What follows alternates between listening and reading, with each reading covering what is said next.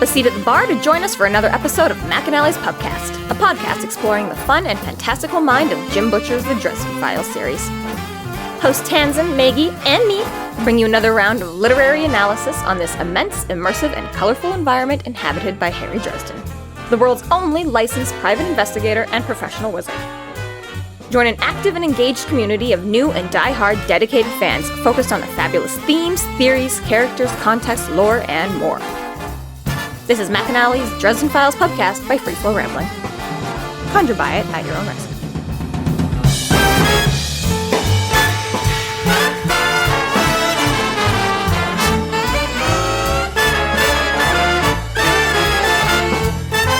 Welcome to McAnally's Pubcast, brought to you by Free Flow Rambling. This is episode 10.7, The Cabbage Patch Prophecy, where we are covering the novel Death Masks. My name is Tansenn, and I'm joined by Maggie. Hello, hello. And Jess. What's up, Doc? People?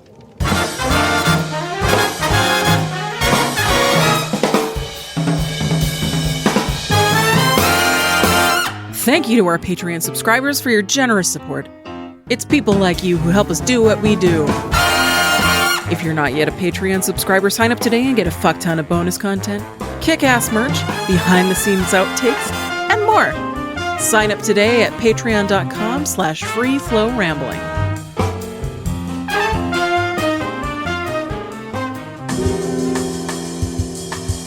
Chapter 8. Harry returns to his apartment and gets to work in his lab. Bob provides him information on the diseased corpse and the Denarians. Dresden then asks Bob to find the shroud, but Bob is unable to do so, but tells Harry about an oracle spirit who can. Dresden calls upon this spirit and receives not only the information he seeks, but is informed about a prophecy regarding his involvement with the shroud. Never get involved with a shroud. So he gets all moody, broody wizard on the way back, and I think it essentially kind of comes down to the same thing where he's like, I get it, Michael's my friend, and but he's still being like, bullying me into not taking it, and I don't like bullies even if they are like my best friend and really, really good and know everything and I should listen to them. It's still just like that on principle. It's like you hit that button and I can't ignore it no matter what. I'm gonna go home and I'm gonna pout and then I'm gonna take a nap. Yeah. Man. You can't tell me not to get into danger and kill myself. I will if I want to. Yeah, instead, actually, no, I'm gonna work in my lab. Screw it. Yeah. Too mad now, fuck. Right. We just kind of figure he's okay, though, because Mr. is fine, and he's like, normally, he's like, I was fairly confident no preternasties were hanging around in ambush. He's like, Mr. tends to make lots of noise and leave. He's like, which just goes to show Mr. smarter than I am. Right? It's like, we all say that, but do we ever actually listen to our cats and stuff when they're, you know? Yes. Every time they hear a random noise, I'm like, that's it, the murderer's here. But do you actually arm yourself? Creeps me out when they're staring in the corner. I wait to die. You see? I'm not fighting for my life, but that doesn't mean that I don't believe. I believe that I cannot fight for my life, so... I am so accepting of the fact that... In fact, it'd be great if someone could just put me out of my misery. Why am I the one that keeps getting threatened to get killed? Like, apparently I should be working on a plan. Get the whole family at once, okay? We can go together. It'll be fun. Group activity. Yeah. One last big hurrah. The family that slays together just definitely Drinks the stays purple together. Kool-Aid together. Boring. It's so been done. That's why it's taking so long. I have to come up with something new, okay? Yeah. I want my own Netflix documentary, okay? Oh, God. So we get the little recap of, decides he's going to get some work done, because even though it's like the middle of the night and he's tired and exhausted and had all this shit go down, well, obviously I can't sleep now.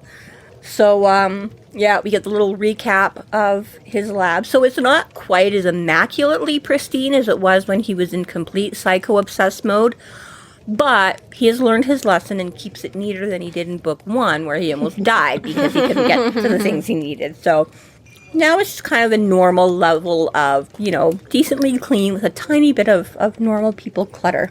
And again, it's just like the magic words of Bob, because I've noticed in almost every, like, especially going back and rereading them all now with an eye for, like, literally every time he first goes to Bob, he's like, Bob, we have work to do, wake up. Like, is that, like, the magic word for, like, like, Mr. Dressup had, like, the little thing he would say to, like, the wise old owl and whatever, and, like, Mr. Rogers had his thing about going into, like, the Storyline Neverland. What the heck was it called in Mr. Rogers? Damn it. But anyways, but this is like his thing. It's like, Bob, wake up, Bob. We have work to do. Because I swear that's like what he says. It's never just like, hey, Bob, what's up? It's like, yo, Bob, I'm back. It's always like, Bob, wake up. We have work. Right. I mean, it'd be pretty boring if you just sat on a shelf all day. I know he's got books, but like I would probably be sleeping all the time too. Well, I get it, but that's what I mean. It's just like not like he ever says like, "Hey, Bob, are you up?" or like, "Yo, Bob, I'm home," or like that's what I mean. Honey, it's like, I'm home. Yeah, he does. Like I can totally see that being like a Harry and Bob thing or something too. Like, "Honey, I'm home." Like, "Oh God, kill me now." Like I'm not your. You know what I mean? Like, if you think I'm putting an apron on for you, you got another. But that's it. It's just literally, I swear, every time I want to go back now and look and like I'm like that's why I almost just like is that like the phrase that like gets them. Like, hey, Alexa, like, you have to be something specific that's their wake-up mode so they recognize Hey, old person. It's Alexa or Hey Google. It's not Hey Alexa. Well, it depends, because we had to change it because Stop that, my speaker's going to talk back to you. I was going to say, it was like, ours kept going off, or like the TV and stuff like that, was that we had to change what we called it or whatever, because random parts of conversation or the television were constantly setting it off. And it's like, no, it's just a commercial for Alexa. Don't actually... Harry does give Bob the updates on the latest events, and Dresden gets the cliff notes on the accords and the duel from Bob. Harry gets to pick the weapon, and Ortega chooses the time and location.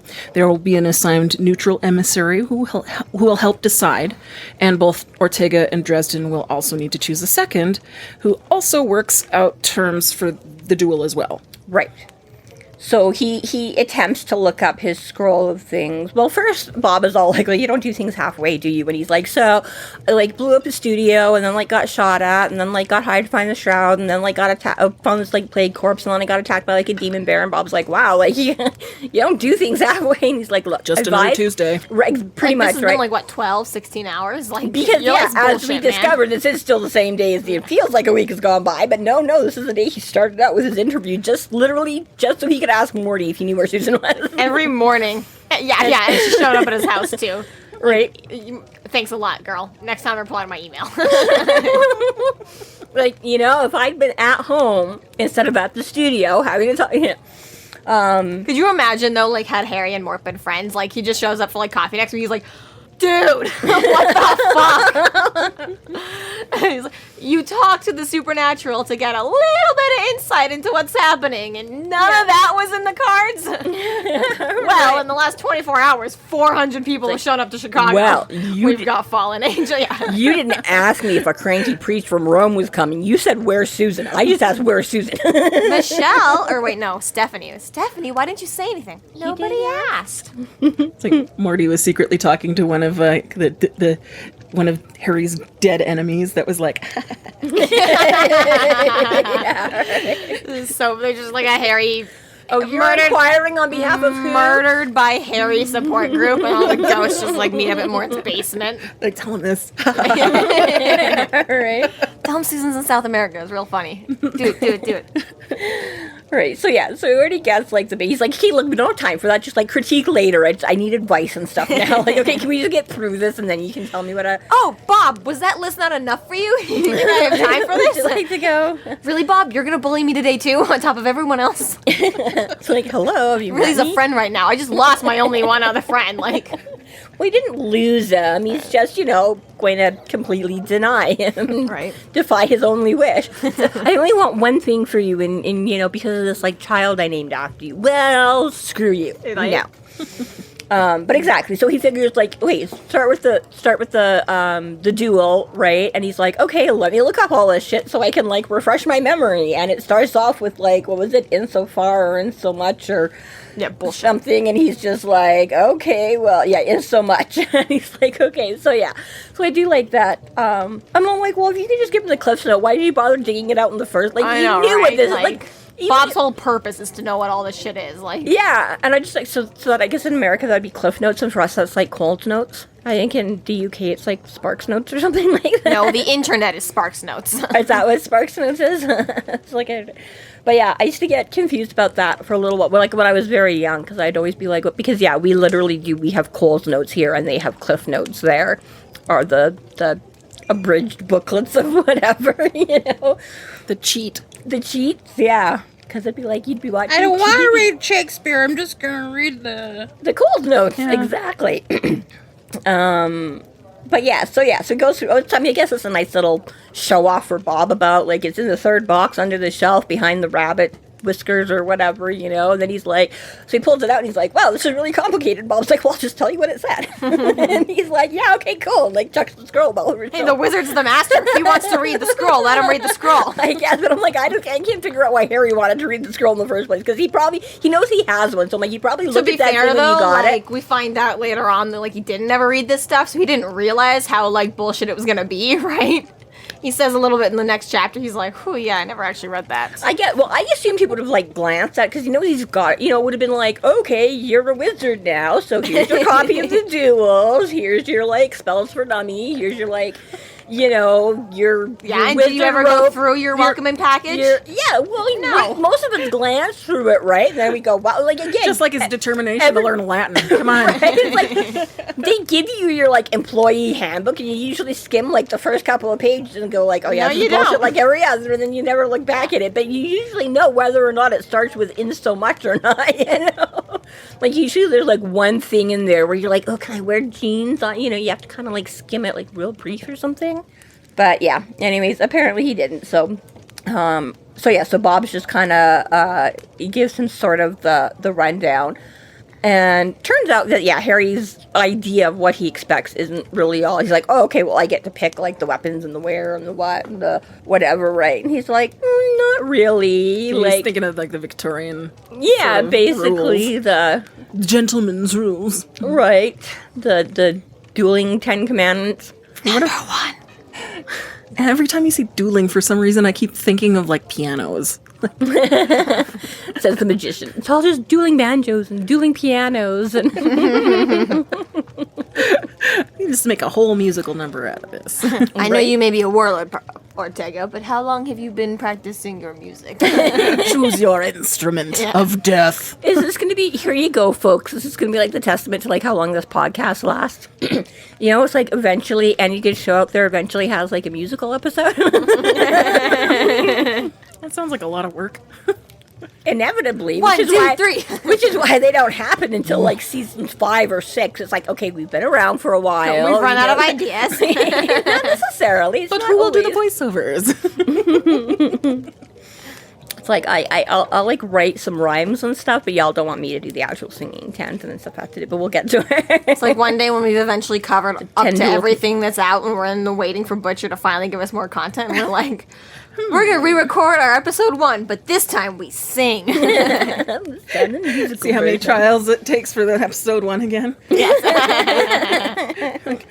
This is rehearsal number 1, music version. That would have episode been a 1. lot easier if we'd had, like, you know, a specific script written out to follow. Then it would have been fine. It's By the that fact point, that we- the I think entire- we Episode 1 did. was rough. Well, you know. We did do it like 4 times. Yeah. did do it at least. Yeah. Well, helps when you record with the actual microphones. Weird. Damn it. Interesting. Not the webcam. Not the webcam. Right? It was a learning process, okay? No, it was a learning process. Really was. Right. Which you had to go through. Figured it out, though. 'Cause now we're here, talking about ourselves and not Dresden. And it sounds so pretty. Da-da-da-da-da. For those of you who haven't figured it out by now, the background noises are put in. It's supposed to be a pub with Yeah. firecrackling. We're at a pub. Yep. Right? Pubcast. We are at a pub. Dishes. We are at McAnally's pub, Exactly. Looking at 13 pillars and 13 windows and 13 fans dining on. and a real grumpy chef. Steak sandwiches and warm ale. Like a glass with ice, please. Where the steak sandwiches are cold and the beer is warm. Come on down.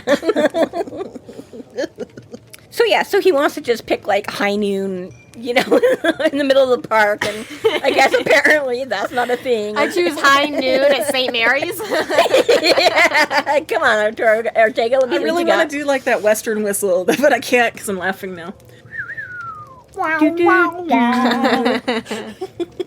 Yeah, I can't do it right now either. So either way, we figure out that Harry's going to have to choose a second so that they can set up this meeting and go along with this duel and that blah, blah, blah. Yeah, and he's only maybe going to get to pick magic, because he's like, well, wizard, hello. And Bob's like, yeah, maybe, if that's one. He's like, well, what do you mean if that's maybe? And he's like, well, yeah, somebody else entirely gets to pick. He's like, it usually is, but, like, somebody else gets to pick entirely, like, what that is. And if he doesn't want to use it, he can, like, no. He can veto it. And Harry's like, what the fuck? I can't pick high noon. I can't pick magic. Like, does Harry get to, like, veto, like, the place, at least? Like, if Paulo gets to, like, suggest a place? I would think in some ways that, yeah, if he legitimately had... same terms, really. You know, yeah, if he's, like... you know, in the sewer at midnight or something, Harry can be like, okay, I need light, I'm human, I need... In the poison chamber at the morgue. Yeah, exactly. You know, like, yeah. So, yeah, presumably if Ortega gets a chance to veto some of Harry's picks, Harry must conceivably have a chance to, but I'd be afraid. I'd be afraid of that, because in that case it'd be like, okay, fine, I'm vetoing the poison chamber, and then the next thing is like piranha tank, right? Like, it'd be a lot easier for Ortega to set up a second, even worse option. That's true, but then again, I guess it falls back to the same thing that Harry's gonna have X amount of options to choose. So the initiary will get to choose some options. Yeah, exactly. The third party will hopefully, you know, be like, okay, there's only like one poison chamber per. You get one Sunny Park, one poison chamber. Why are we in a giant oven? You know? I love even more that Harry's so suspicious that the first thing that's offered is a Sunny Park, and he's like, too easy. Vetoed. And then he's like, okay, second option is poison chamber. Like, damn it! Shit. Fucking knew it. He's so much his luck. Alright. So, yeah. Ask Bob to go and do some shit for him. Yeah. Well, and then he says, but this is good. He's like, oh, like, do I need a second? And Bob's like, oh, yeah, you're totally going to need to have a second. So, obviously, Harry doesn't have one because he doesn't know, because he's asking if he needs one. So, he's like, oh, do I need one? And Bob's like, yeah. And then he's like, your second, we'll talk to their second, and they'll sort out all the details, which I'm like, fine, I guess. But considering Ortega already approached them and, like, basically was like, hey, let's do this, I'm like, it seems a little bit... Right.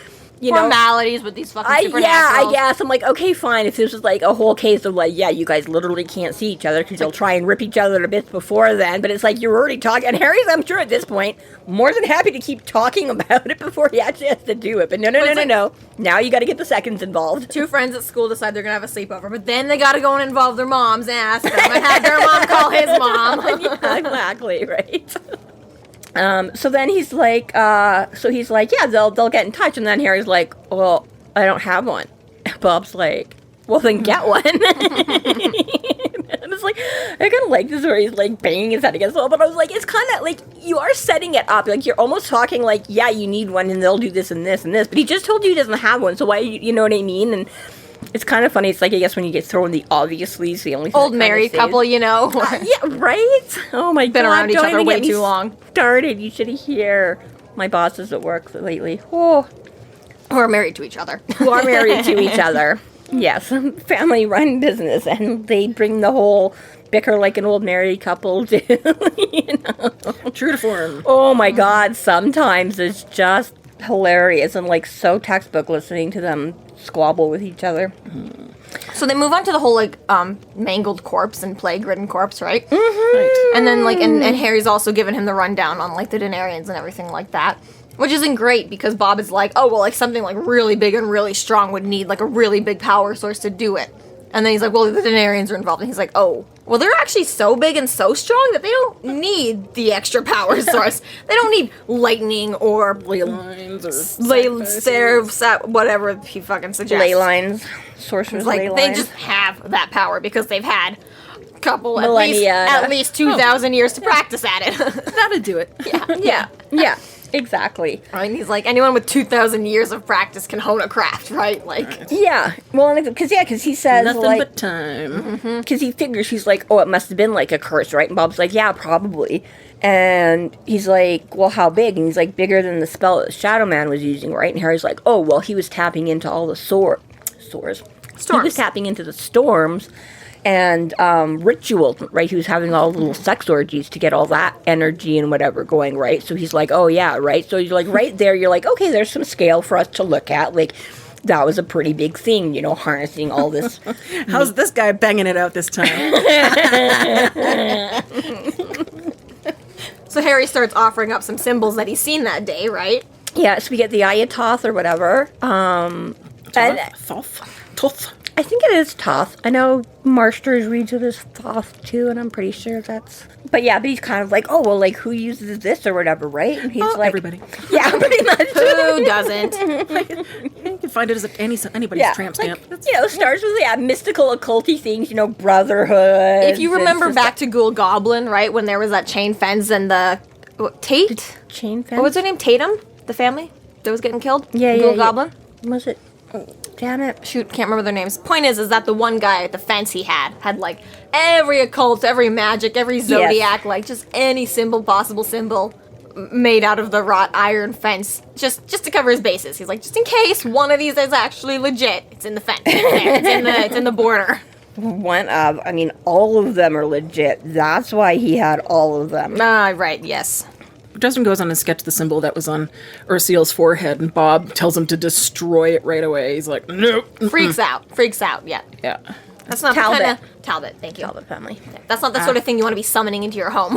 Calling, making aware of your presence. That's where Bob gives more information on the Order of the Blackened Denarius, that they choose bad people, assassins, poisoners, warriors, sorcerers, and these coins make these people immortal, and that time, with the time, they become very, very practiced and powerful foes, strong enough to power this plague curse without even a big power source, as you said, yeah. Yeah, well, and that's just it, right? He's like, even a modest talent, when you have that much time to fucking work on it, can become pretty damn impressive, right? So it's like, even if they were just kind of a schmuck gold panner to begin with, it's like now, right? And it's like... What they do with a powerhouse. And this is what he says, because he's like, well, they have to play by the rules, right? And Bob's like, no.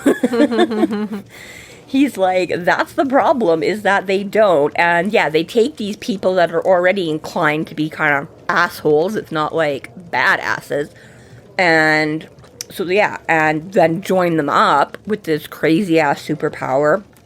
And he's like, they like work together, like that's the thing. He's like, it's not just them entirely overtaking and manipulating and seducing, and and it's like, yeah, they have more wiggle room than, like, I guess, other normal angels, kind of a thing, that still have to stay somewhat within that realm. But he's like, yeah, so not only can they play outside the rules, but he's like, they're working in cooperation, which, again, just makes it 10 times worse right there. Because they're not fighting against their host to, It's like, hey, you want to do this? That sounds brilliant. Okay, let's go. Collection of all sorts of skills to work with. Yeah, like, they don't have to spend half their time and energy convincing this poor schmuck the human bodies that they need, you know what I mean? It's just like, yeah, buddy team right from the get-go. It's like, well, you thought you were going to knock over the candy store? I already know how to rob a bank. And they're like, oh, okay, even better. So, yeah, big badass, big not cool, big lots of power. So, yeah, so he figures out, okay, yeah, so they don't need to make a power source. So then he's like, okay, well, next thing on the list, Ortega's totally going to kick my ass and kill me. The Denarians can totally kick my ass and kill me. In the meantime, maybe we should find the Shroud. He's like, you go out and look for that. And Bob's like, no way. And he's like, what the fuck? Not my realm, buddy. What the fuck do I pay you for? Intellect versus faith. Yeah. So they don't operate on the same plane of existence, the same wavelength of power. Right. I mean, at least he does offer an alternate, which is good, which is Shavravas. I don't know how to say it. Shavravas? Yeah. She's an ally of the Loa, an oracle spirit. There's details about halfway through your copy of Dumont's Guide to Divinationators. Yeah. Which totally sounds like something out of Harry Potter to me here whenever, Dumont's Guide to Divinationators. But yeah, it's kind of interesting. And I'm like, I guess it's like, I don't mind it. I kind of like it, but it's also kind of a touch of a cop-out, because I'm like, oh, sure, Bob can't. But I'm like, I guess if Bob could zero in on it, then exactly, Bob would just be like, oh, yeah, it's here. Book over. So I'm like, I guess you have to have a reason why. But at the same time, I'm like, it actually does fit pretty well with Bob. Like, it's not like a super stretch. It's like, I can buy that exactly, right? This, spirit of... Yeah, it's very believable. Yeah, it's not like just a, oops, we have to have... We've got a plot hole here I need to fill. Exactly, right? You're like, okay, you do a decent job of being able, like, yeah, I know lots of shit, but this is faith magic, and I am so not faith magic. And you're like, okay, all right, I'll give you that one. So then they talk prices, and he's like, yeah, not bad. You got the shit you need to call her up, because as we've learned, you need to offer things to do summonings and stuff like that. So then he likes this. She's like, she isn't usually malicious. And he's like, usually? She'll be fine. You'll be fine. Just don't be a dick. Right? You know that's hard. Try your best. Right? It's like sometimes she can be a bit harsh, but she's fine. So then I he's... did like that sort of incorporation of, like, the New Orleans sort of... Mm-hmm. The voodoo sort of. Voodoo kind of stuff. The Loa and the... Yeah, exactly, right? Like, again, one more sort of branch that you can draw into it or whatever, you know. A lot of variety. I like it. Yeah. So he's like, okay, fine, wants Bob to go check out Marcone's place, because he's like, I don't know how they're involved, but he already tried to take a shot at me, so obviously there's something, whether it's to do with this or something I don't know about yet. Please go spy on him. Right. So he's like, I'm going to go work on some potions and stuff like that, and you go check that out for me. So Bob finally gets to leave, because he's like, he was ready to go like an hour ago, and he's like, I want you to go check something out. And he's like, no, wait, I need all this other shit first. And Bob's like, ugh, fine. Like, wait, I just have to make me work for shit? All right. But, although I don't know if they just did it on the down low or he's getting better, because he didn't have to give him, like, the entire, like, rundown of what he is and isn't allowed to do this time. Like, the first time he let him out, he's like, no causing orgies, no visiting sorority houses, no, you know, now he's like, can you behave this time, right? Like, just do this. I mean, it's a freebie. Just be home before dawn. We'll call it even. Right? Like, I better not Just hear don't about... get caught. Well, I guess that's true. He's only giving him because basically Bob says it's just a few hours before dawn, so maybe that's it. He's like, well, by the time he gets over and checks out, he's going to have to hightail it back. He's not going to have time to... Maybe that's all it is. He's like, I just, use idle hands or the devil's playthings. He's like, if he's too busy to get into trouble, he can't get into trouble. Right. Right. So Bob has him like these ward flames, which we haven't seen before either. Which? The ward flames, it's just not something we've seen before. Right. Yeah. So, pretty simple. Red, yellow, green. Really easy candelabra, right?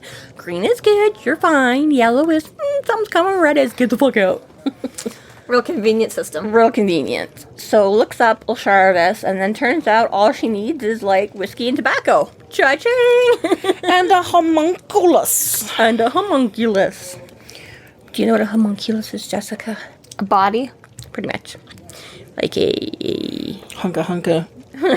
molecule. Homunculus. Something with limbs. It was like a Stargate thing too, and now I can't remember if it was like something that actually came up in an episode or if it was like I feel like probably, but it was either that or like a fan fiction. And I hate every once in a while when I think of something, and I was like, oh, and then I'm like, damn it, I don't remember if that was actually like a real thing or like, it's like the real thing you can reference because other people will know it, but it's like, oh, well, never mind, it was a fanfic I read once about. The only thing it had in relation was that it was these people. So Dresden does start this circle, and Ilsharvis comes to the circle and inhabits a Cabbage Patch doll. She relents and then indulges in the whiskey and the tobacco. I love that. I totally get the insult there, though. Like, imagine you summon someone so much more powerful than yourself, and you're like, but be in this Cabbage Patch doll, right? I know. And it's so funny because he just says he has something that he puts in, right? You're not really thinking about it that much until he, like, and he's putting down, like, whiskey and chewing tobacco and summoning. You're expecting, like, a voodoo doll or something, right? Like, something. Yeah, she pops in and she's like, this is what you gave me. And he's like, so I put her in a Cabbage Patch doll. He's like, to be fair, she was super cute. You know, little blonde ringlets, little pink and blue dress. Like, anyone you call, you put into that doll. It's like... Which, like, definitely suits his humor anyways. Right? Like, he's probably like... I can't be that scared. Well, I was going to say, it's partially that, because, I mean, again, it almost, because she could have just been like, peace out, right? Yeah, she could have been like, screw you, this is totally, and at least he's like, I'm sorry, it's all I had with, like, arms and legs, so, which apparently you need to hold, like, a whiskey glass, right? Yeah.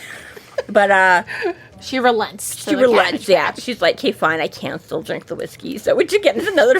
He's like, I don't know how. Like, technically there's no mouth and there's not even, like, a stomach, but it all went somewhere.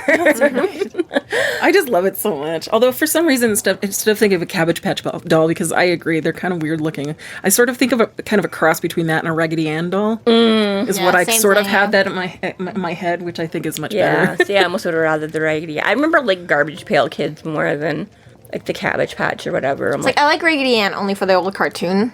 Otherwise, I don't really care. The old cartoon was cute. Right. So moving on. Oshavarus.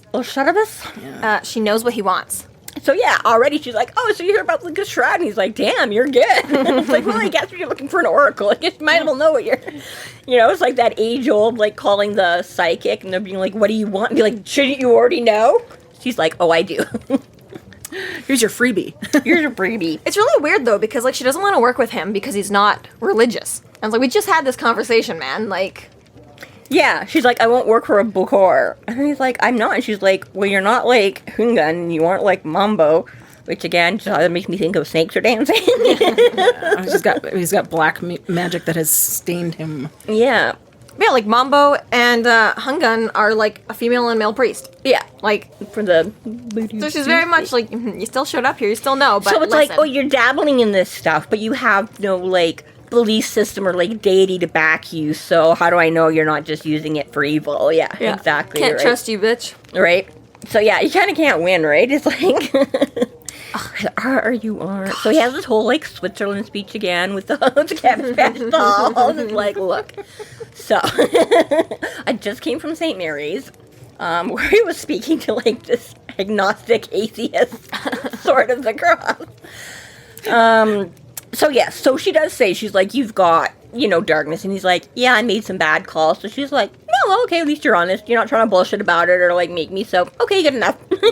Which is like, okay, I guess, but... Yeah, you owned it. Okay. Yeah, exactly right. She's like, okay, if you're going to own that, you're not trying to be deceitful to me and, like, hide more. So I will accept sort of that. Yeah, they were a couple of bad calls and not that you're trying to be more evil than you are, Mm-hmm.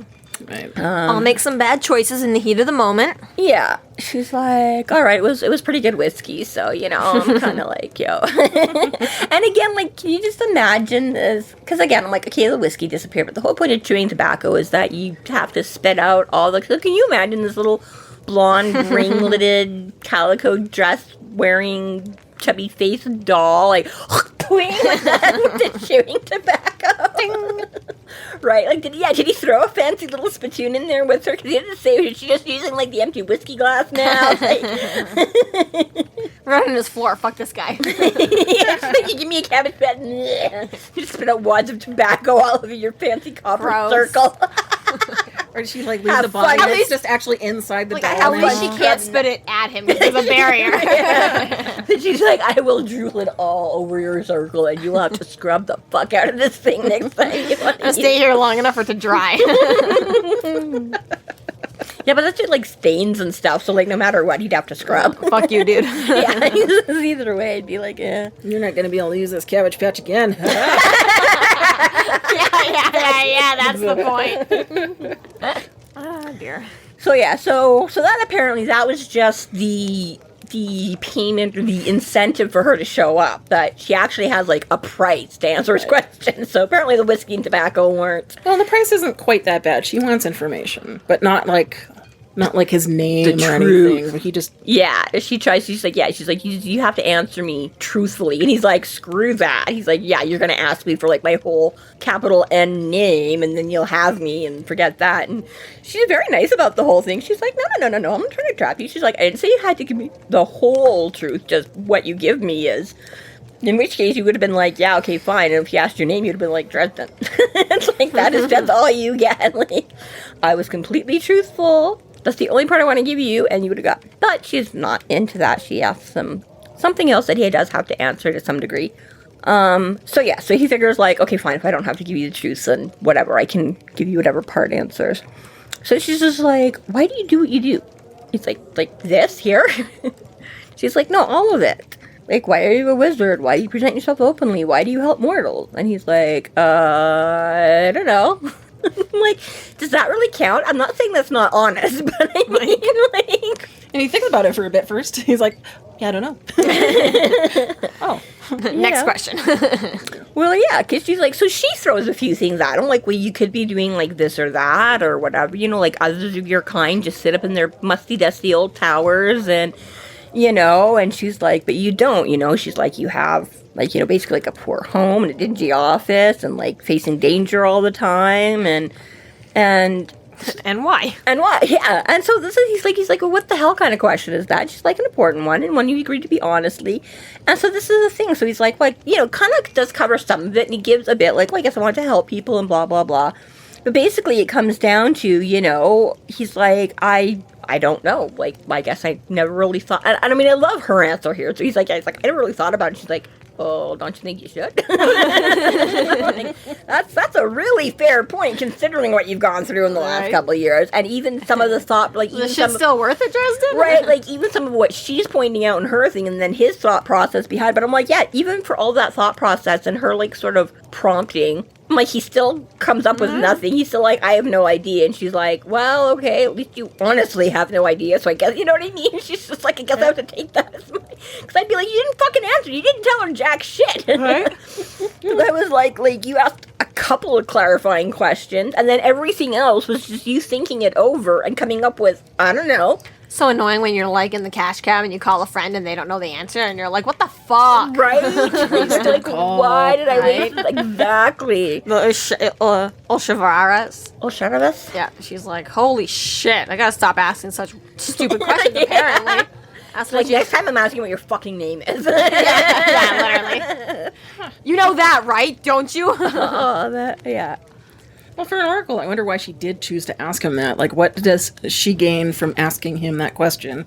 But she probably already knows, because she's going to know if he's truthful or not. Like, well, there is that. And as he comes, I think it's just after that he sort of explains how the oracles work and stuff like that, right? So, yeah, so there's a good chance she already knows one way or the other, because, again, she can look down his lifespan and see what else he's done that does will... this question have influence on his life? That's the thing, though. I think it's a little bit like, as he explains, like, they're experiencing all of time at once, or at least a section of all of time at once, right? Yeah. So I think it's even more like the cryptic questions are like, hey, you're a little bit, like, gray in the future, so I need to ask you a question that'll hopefully make you a little bit more, like, colorful, so that you're, like, more permanent in that timeline. So we're gonna push you in this direction, because right now you don't really, like, just, like, nudge you very slightly into... Exactly, right? It's like if you're currently, you know, experiencing the future, and, like, everything is constantly, like, you know, hey, there was a grocery store here yesterday and there wasn't one today, I wonder what happened in the past. Oh yeah, this is what happened in the... Or, I don't know, dumb shit like that all the time, right? Yeah. It might be, you know, a little bit more convenient to be like, hey, Dresden, why are you considering buying the house on Elm Street instead of the house on Birch Street? And it's like, oh, you know, Because I had nightmares in that house on Elm Street. And I was like, I really think, like, don't you think you should maybe think about Birch Street, right? Like, you know, help influence their own futures a little more permanently by being like, by the way, yo, yeah, what are you doing? What are you doing? Think about things more. And it could be, yeah, like I say, I could see it either being where she sort of is trying to specifically, like, okay, you could do A or B, but B would be much better. Or it could even be like, you know, through so many of his things, it's like, oh, he clearly gets to a point, it's like A or B. Mm-hmm. And you can tell easily, like, which way he's going to go, or the two options are just as, you know, but I'm like, I can also see, like, yeah, the further out you go, and it's like, well, really, he's got, like, 6 options here, and not one of them is like a for sure, you know, it's like instead of having like, yeah, a 50-50 option, he's now got like 100 choices and everything is just like a 1%. And we but that's what I'm thinking. She's purposely trying to be like, don't you want something to be at a 2%? We need exactly, like, that's exactly it. She's like, we need to bump something because you cannot have exactly like a 1% choice for everything. That's just way too much. The future can't rely on you saying, I don't know. You're just gonna fizzle out and stop at this, you know, right? You need something to... So yeah, I guess I hadn't necessarily thought at first that it was purposefully to sort of like, so you should think about, you know, no spoilers, but I'm just going to throw this out here. You should pay real particular attention to this question here, Dresden. Or is this like a tool that Butcher's using just to sort of set up for the readers? Like, probably a bit of both. Well, I mean, that really, you know, he's just selflessly going out there and he doesn't actually no greater have motivation oracle, for it. right? Than the author. Right? Yeah, well, fair. So, yeah, I was going to say definitely there is part of that where it probably is exactly just Butcher's way of, you know, same thing like explaining what agnostic or something is. It's like, well, we don't want to make anybody, but just in case you don't know, here's the explanation. It's like, yeah, I know that. A good way to remind your audience, too, that, like, he's the good guy, even if he doesn't know why, or even if he's making these weird choices or dumb shit or making fun of a Knight of the Cross. Yeah. Like, and I mean, even just in the situation right here, right? Like, again, Michael's like, don't get tempted. You don't understand what these guys can do. Like, these guys, right? And she's like, so have you thought about what you're doing and why you're doing it? And maybe, again, bringing that a little bit more to the forethought instead of just, like, being too busy to run around and exactly, like, do I have a milkshake for lunch or do I have, like, a salad, you know? That kind of temptation for most of us isn't a big deal. Okay, so you have the milkshake. Your life is not ultimately going to be ruined, you know, have dessert before dinner or whatever. But in this case, you know, like, this is what she's saying. It's like, you're going to keep picking the milkshake every time, and eventually the Daenerys are going to have your ass in a sling, right? So, again, it's bringing more of this to him thinking, what am I doing, why am I doing it, and maybe not being just so... And especially Harry's life, which tends to snowball in one afternoon. Yeah, like, don't think this is just a throwaway line here or whatever. A lot of the time, though, it does seem like Harry's like, well, I had no choice. I was at the Walmart when they got attacked. Like, I had no choice. Like, I was talking to Michael when these guys got involved. I didn't have time to cook a burger. All I could do was pour a handful of milkshake into my mouth and run out the door. it's like a lot of the time, he's like, well, there was no... I had to get involved with the Knights Daenerys thing. I was in the alley with them, right? But it's like, well, maybe you don't. Maybe you have enough on your plate right now that, like, you fucking deal with the Shroud and Ortega, right? Maybe you should have just kept running away and not worried the little old homeless man got eaten by a bear. But it's just like, it's a good point, though, because it's like a lot of the time, Harry's always like, well, I don't have a choice. People keep putting me in these situations. Like, a lot of people actually tell you to fuck off. Yeah. So if you're going to continue to not fuck off, maybe you should think about it a little longer than 5 seconds. Yeah, right, exactly. So... So she has... You did start a war. Right? Talking about, like, I've made a bad call here, too. Right. Is it a bad call, though? I mean, you know, it's against the vampires who we don't like. But yes. Make it clear, he did start a war. Did start a war. I mean, we can put that on Bianca, or Ortega even, but he did start a war. Yeah. So after she throws down all this big, heavy, like, existentialism kind of crisis and her little, like, pink, or her little black patent leather shoes or whatever, you know, and he's like, damn, I don't know. And then she's like, okay, yeah, so the guys are over at the harbor. That's it. Like, she doesn't go through any more. Like, yeah, okay, that's fine. Yeah, she's like, okay, that was what I got you thinking about. It's okay, yeah, they're totally here. Like, no, even, like, I see big water, and, you know, she's just like, they're at the harbor in a boat called the Estranger. Yeah. Etranger? He's like, oh, okay, cool. But she doesn't just leave it at that either. He's like, oh, okay, just get, like, a straight answer to my... By the way. But wait, there's more. Now I'm going to give you some more cryptic bullshit. So we find out that part of the reason Michael and them are all... Don't get involved. Real quick, who was it before that he asked him a question, and they're like, are you sure that's the question you want to ask? That was the mother's, I think. And made him think it again? That was the mother's? He's like, I know what I want to ask, and they're like, no, you don't. That seems very much like this, where she's like, okay, they're in a boat at the harbor. More importantly, you know you're part of a prophecy, right? Yeah. Something juicier. Right? Yeah. Straight up. It's like, she didn't tell him that his question was bad, but it was very much, it's like, he's like, just please tell me, should I have a milkshake or a salad? And she's like, fuck, have a fucking milkshake. Listen, dude. Right? That is not the point. Yeah. So we find out why the Knights of the White God are all got their panties in a bunch. And are their cloaks in a knot? But yeah, it's because they got a prophecy. Goddamn prophecies fucking popping up everywhere. And he's like, only part? So she's like, they received the part that said, if you should seek it, you will most assuredly perish.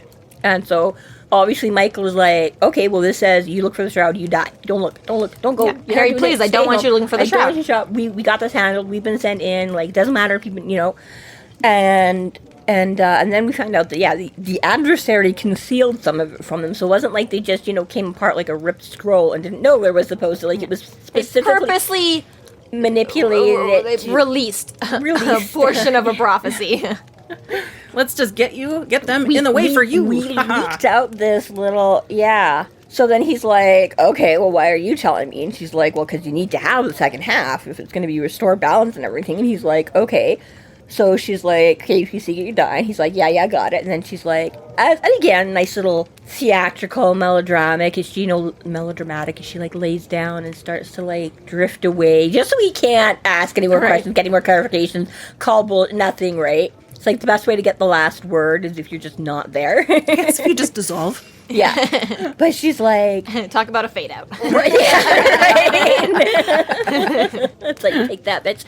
But it's like, if you do not, they all die, and the city with them. So they all presumably being at least the 3 knights that she was, but everybody else in the city too. So and really, Chicago. Pick anybody you want to be they.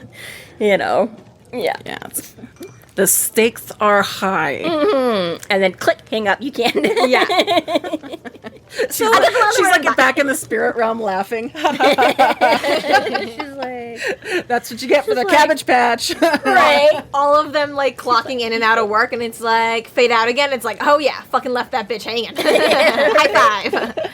They're gonna be thinking about that one for weeks. Oh my god. No, he doesn't. His life, he doesn't have time next week. I do like though, like the whole part about like the adversary, assuming that means Denarians, is that they've concealed it from him, and it's kind of like, okay, to a portion, I get why they would conceal it, right? Because they want the knights to die. They don't want to talk about how to keep the knights alive, right? But at the same time, it also seems like they're purposely being like they don't want Harry to go after the Shroud, right? They're like, well, here's a good part of it. Like, we'll just keep Harry away from this too, no problem, keep it all. But they want him to be involved from their end, right? So, yay and nay. I mean, yeah, one is probably just a general kind of like like, whatever, we'll just, again, fingers in lots of pies kind of a thing, like, hey, if this works, great. If it doesn't, hey, we still got this, right? But I'm like, again, are they doing it specific? I mean, again, yeah. If Harry's like, oh, okay, dude, I don't want this, like, I don't want Michael to have to be responsible, so yeah, I'll back out, then great. They get the benefit of him not being a player in the game or whatever, and they're that much more... It's a little bit of a divide and conquer move, too, in a way. Like, it pits them against each other. A little bit, yeah, exactly. But if they know that Harry's not going to be able to just walk away, or for whatever reason, whether it's pride or because he gave his word to do it or whatever, then exactly, right? It's like, but if he's still in it, they're going to be that little bit of extra distraction and whatever, because now they got to worry about that you're in it, and they got to try and protect you while still trying to do your thing. It poisons the water between them, too. Yeah, right? So it's like, I think it kind of is on multiple. It seems to a certain degree that, Michael still wouldn't allow Harry to give his life up for the knights, right? He's like, well, I can't do that. Like, we're supposed to sacrifice ourselves, but we're not allowed to sacrifice our cog. It's a little bit like... Yeah, but I think that's it, is because they only got the part that, yeah, exactly. Like, if they had the whole thing, then they would know, yes, there's still a risk. I mean, again, Michael does know. Harry risks his life all the time. Mm-hmm. But it's more just so, like, we know for, again, it's like, yeah, when they were dealing with the stuff in grave peril, it was like, you might die, I might die, we might die, but we still have to go ahead and whatever. Whereas here, they're like, no, he will definitely, if he gets involved in this, he has no chance of, right? So they're like, if we just make you, like, okay, we're already on this, and we know we can handle lots of big bad, and again, we've handled these guys before, and you've never met up with them, and whatever, right? Like, you think that's more of it then, not that you can't ever ensure there's going to be other times, but it's like... Get there, yeah. Yeah, in this particular instance, we know that you don't have a shot in hell, so... wait, you're fucked.